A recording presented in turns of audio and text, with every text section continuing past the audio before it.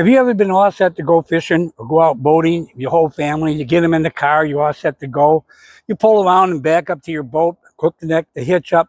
You ask your wife to get out and check the lights. She's in the back and you're stepping on the brake and say, honey, is the brake? You see the brake lights? She says, no, no brake lights. And then you go, well, how about the left signal? No left signal. And then you go, oh, geez. So you say to the kids, I got to check this. It's going to be a few minutes. Everybody hops out. Your whole heart goes like, oh my gosh, you're all excited about doing this. And now you got to do some wire searching. And there's nothing more fun. Sometimes it's just the ground. Sometimes it's a bulb. But one way or another, you got to do some wire searching. It takes some time. Now, I got an idea that I want to share with you that I use to prevent that from happening, where I can check on my wiring on my boat anytime I want to without the car. So stay tuned. I'll show you exactly how I do it. And you may be easily put this in your arsenal to be safely on the road every time you go fishing. So don't go away.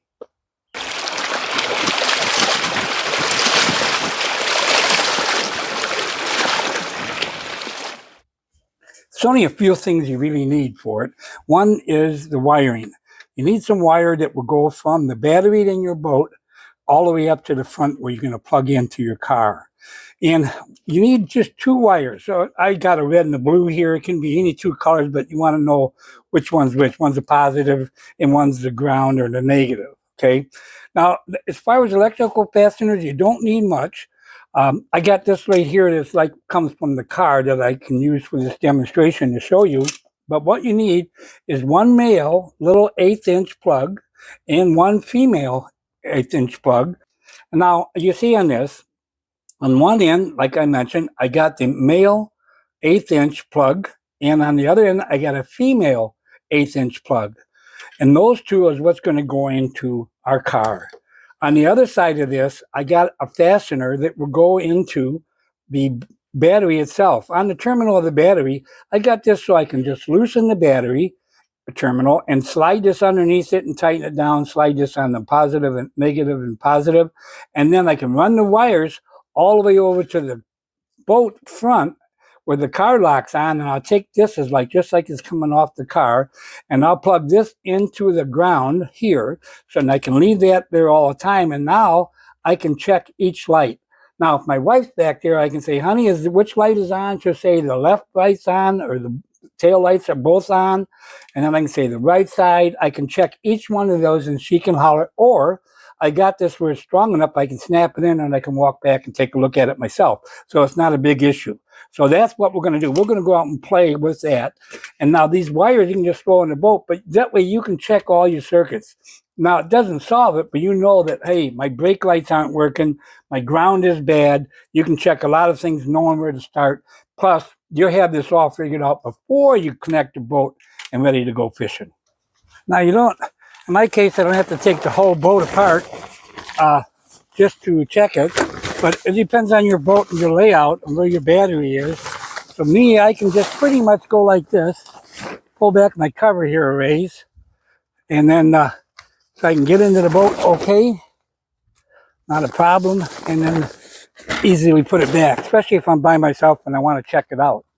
Okay, so now I got this pretty well. I'm done. Okay, in the boat, this is where I'll take my cable right here.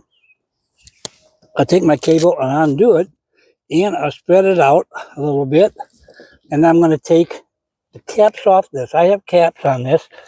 So I can take it off and just loosen it. This is a positive, obviously, and I'm going to slide the red wire underneath it and tighten it down so it don't come out while I'm moving the wires around. And I do the same thing here. Hopefully you can see that. As you can see, I got the blue wire going to the ground or the negative here. Then I got the red wire going to the positive or the plus on the battery. So that's 12 volt. We got a circuit made. Now we're going to go to the wiring from the car and we're going to test it out. Okay, now at the other end, once we got the battery hooked up, we need to come down here, and this would be now our pretend car. Now, what first thing we need to do, let's get the ground set, which is the negative on the battery. Let's lock that in, so that's tight. Now we're going to check with the positive each individual circuit. So now this one here, the first one there, which is a brown wire, a brown and green, I think it is, but that takes all the wires. In other words, it lights up everything. And my wife's back there. Kathy, is it lit up? Okay, cool. So that's all lit. Now we're going to go to the next one. And is this the left one? Okay, left one's working. And now we're going to go to the right one. And the right one working? Now I know all my lights are working before I had to go anywhere. And it was just that simple, just that quick. Okay, well, there you have it. Just a couple wires is all you need.